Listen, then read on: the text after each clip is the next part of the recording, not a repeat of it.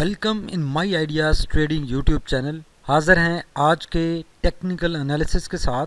आपके सामने डिस्प्लेड है 100 इंडेक्स का वन डे कैंडल चार्ट। ये इसके सपोर्ट लेवल्स हैं और ये रेजिस्टेंस लेवल्स हैं। आज मार्केट में इनिशियली एक अच्छी मूव बनी। अगर आज की कैंडल को देखें तो मार्केट ने काफ़ी अपसाइड पर मूव किया।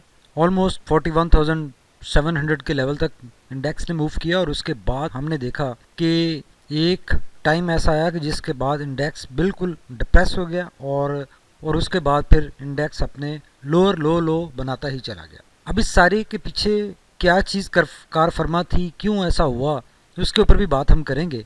और अलबत्ता राइट नो अगर इन कैंडल्स को एनालाइज करें, इन सारी कैंडल्स को, तो ये सारी कैंडल्स बोलिंजर बैंड के अपर हाफ में है और ये अपना एक टॉप हिट करने के बाद जो कि 41,800 का है, वहाँ से ये अभी सूरत हाल ये बन रही है कि ये हमें स्विंग लो नज़र आ रहा है। तो इंडेक्स अपने एक स्विंग लो में एंटर हो चुका है और ये स्विंग लो तब तक ख़तरनाक या क्रिटिकल नहीं है जब तक ये 20 DMA के ऊपर है। अगर ये स्विंग लो 20 DMA को ब्रेक करके उसके नीचे निकल जाता है तो इंडेक्स एक शदीद दोबारा डाउन ट्रेंड में एंटर हो सकता है।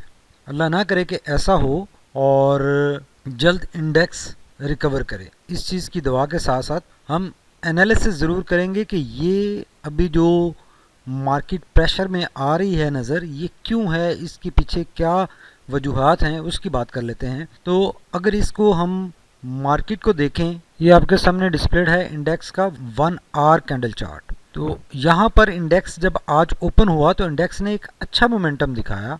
आप ये देखें, इनिशियल 3 घंटे इंडेक्स ने बड़ा अच्छा मूव किया और ये अपना 41,700 का टॉप हिट करके यहाँ पर इस इनिशियल 3 आवर्स में क्लोजिंग दी। अगर ये आर्ली कैंडल चार्ट हम देख रहे हैं, लेकिन उसके बाद जो ये लास्ट 4 घंटे हैं, जो लास्ट 4 आवर्स हैं, इस टाइम फ्रेम में अगर देखें लास्ट 4 आवर्स को, तो ये क्लियरली एक बड़े सेट रेशो के साथ एक बड़े शार्प डिक्लाइन इसमें नज़र आई। अलबत्ता फाइनल क्लोजिंग के वक्त थोड़ी सी हमें पॉजिटिविटी नज़र आई और पॉजिटिव साइड पर इंडेक्स क्लोज हुआ और इसने आज अपना बॉटम जो हिट किया वो 41,000 के आसपास था और क्लोजिंग आकर 41,186 के ऊपर दी।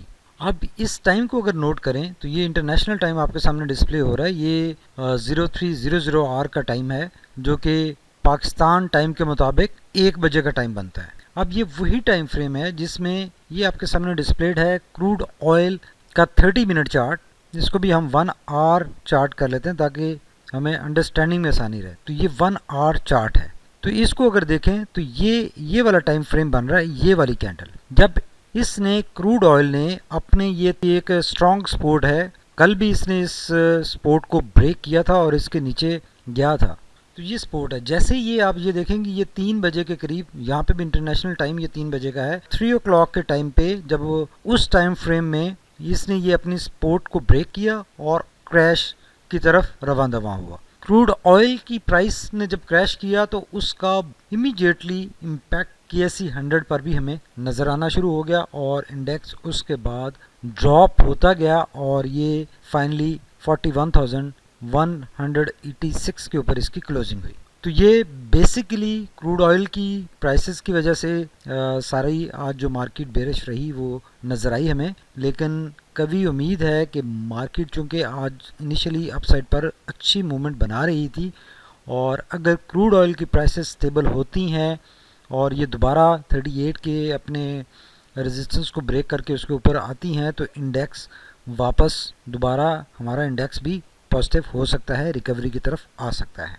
अलबत्ता अगर ऑयल की प्राइसेस स्टेबल नहीं होती हैं और मज़ीद नीचे गिरती हैं तो 100 इंडेक्स भी 40,600 के लेवल तक ड्रॉप हो सकता है। मज़ीद इसमें हमें 500-600 पॉइंट्स माइनस में होते हुए नज़र आ सकते हैं। लेकिन अगर ऑयल की आज की सूरत हाल देखें तो यहाँ पर क्रूड ऑयल ने रिकवरी की कोशिश की थी। अलबत्ता ये एक स्पिनिंग टॉप कैंडल बनी यहाँ पर और इनडिसाइसिवनेस रही और उसके बाद अगेन दोबारा ये जो आर्ली कैंडल बनी है ये भी बेरिश कैंडल बनी है। तो राइट नाउ क्रूड ऑयल $37.10 के ऊपर आ चुका है और ये मज़ीद अभी बेरिश ट्रेंड में ही है और इसकी अभी रिकवरी होती हुई नज़र नहीं आ रही। अगर ये रिकवर कर लेता है, पॉसिबिलिटी बन सकती है कि PSX पे भी उसका कल आने वाले दिनों में पॉजिटिव इम्पैक्ट आ सके।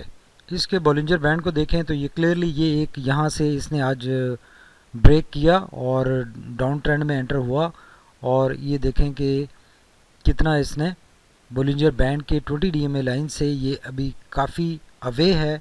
ये आर्ली चार्ट है और आर्ली चार्ट के हिसाब से अभी काफ़ी बेरिश हमें इसकी ट्रेड नज़र आ रही है। अगर RSI की बात करें तो RSI स्टिल अभी कंफर्टेबल जोन में है, इतनी ज़्यादा नेगेटिविटी नज़र नहीं आ रही। अलबत्ता ये जो इसकी एक्सपेक्टेड मूव थी उससे थोड़ी सी एक्सटेंड हो चुकी है, ये क्रॉस कर चुकी है, लेकिन स्टिल ये अपने अच्छे बाइंग एरिया में है, और अगर मूवमेंट बनती है तो ये अगेन मूव अप साइड कर सकता है। दोनों साइड पे यहाँ पे इसके पास जाने की गुंजाइश मौजूद है, और ये अपने पॉजिटिव ट्रेंड को भी सपोर्ट कर सकता है और नेगेटिव ट्रेंड को भी सपोर्ट कर सकता है इस वक्त जो इसकी कंडीशन है। राइट नाउ 53 के ऊपर है, बाइंग एरिया में है, लेकिन प्रेशर सारा जो नज़र आ रहा है वो क्रूड ऑयल की प्राइसेस की वजह से ही नज़र आ रहा है। अगर मैगडी की बात करें तो हिस्टोग्राम देखें, कल भी छोटा बना था, आज मज़ीद छोटा बना है, लेकिन स्टिल इसमें पॉजिटिविटी ज़रूर है, और ब्लू लाइन अभी भी रेड लाइन के ऊपर ही है। तो ट्रेंड राइट नाउ जो पॉजिटिव स्ट्रॉन्ग ट्रेंड यहाँ तक हमें नज़र आ रहा था उसमें भी कमी होते हुए नज़र आ रही है। लेकिन फिर हम वही बात करेंगे कि ये चूँकि इंटरनेशनल इन्वायरमेंट की वजह से इसमें प्रेशर आ रहा है, तो इसको हम कुछ ज़्यादा इंटरप्रेट नहीं कर सकते। ये लिंक्ड है इंटरनेशनल मार्केट्स के साथ और ऑयल प्राइसेस के साथ। अगर उनमें डिक्लाइन रहती है तो डेफिनेटली इसमें भी डिक्लाइन रहेगी। अगर उनमें रिकवरी बनती है तो ये भी रिकवरी की तरफ जा सकता है। तो इस सारी डिस्कशन के बाद हम ये कह सकते हैं कि राइट नाउ इंडेक्स अपने एक अच्छे बुलिश मोमेंटम में ज़रूर आया था लास्ट वीक में, और ये जो लास्ट 2 सेशंस हुए हैं इनमें बेरिश ट्रेंड नज़र आया है, बेरिश मोमेंटम नज़र आया है, और जो पॉजिटिव मोमेंटम था उसमें डिक्लाइन नज़र आई है। और स्टिल चूँकि कैंडल 20 DMA लाइन से अवे है, ऊपर है, तो स्टिल ओवरऑल एक बुलिश ट्रेंड ही काउंट होगा यहाँ पर। अलबत्ता अगर ये 20 DMA लाइन का एरिया ब्रेक होकर कैंडल नीचे निकल जाती है तो ये एक नेगेटिव ट्रेंड या डाउन ट्रेंड स्टार्ट हो जाएगा इंडेक्स का। राइट नाउ उसकी पॉसिबिलिटी कम है अगर क्रूड ऑयल रिकवर कर जाता है और इंटरनेशनल मार्केट्स थोड़ी सी स्टेबल हो जाती हैं, तो इसमें भी स्टेबिलिटी हमें नज़र आ सकती है। इस टाइम फ्रेम में हमें थोड़ा सा केयरफुल होकर ट्रेडिंग अपनी करनी है, और जो भी आप स्क्रिप्ट्स हैं उनमें स्टॉप लॉस ज़रूर लगाएं, और जो आपके पॉजिटिव साइड पर प्रॉफिट्स में हैं उनमें प्रॉफिट बुकिंग करें। ये एक अच्छी अपॉर्चुनिटी भी हो सकती है, but this is something which can not be predicted कि ये इसका बॉटम कहाँ पर बनेगा क्रूड ऑयल का। अगर क्रूड ऑयल वहाँ से रिकवर करता है जो कि मिडनाइट तक हमें पता चल सकता है, तो उसके बाद हम प्लान कर सकते हैं कि इसमें हम बाइंग करें, और डे ट्रेड के दौरान जैसे ही क्रूड ऑयल की मार्केट्स ओपन होती हैं तो उनके ऊपर भी नज़र रखें, इंटरनेशनल मार्केट्स के ऊपर भी नज़र रखें। ड्यूरिंग डे ट्रेड अपने स्टॉप लॉस मैनेज करें, रिस्क मैनेजमेंट करें। Thank you very much for watching my ideas trading YouTube channel. Special thanks to Woody Wood Collections for sponsoring this video.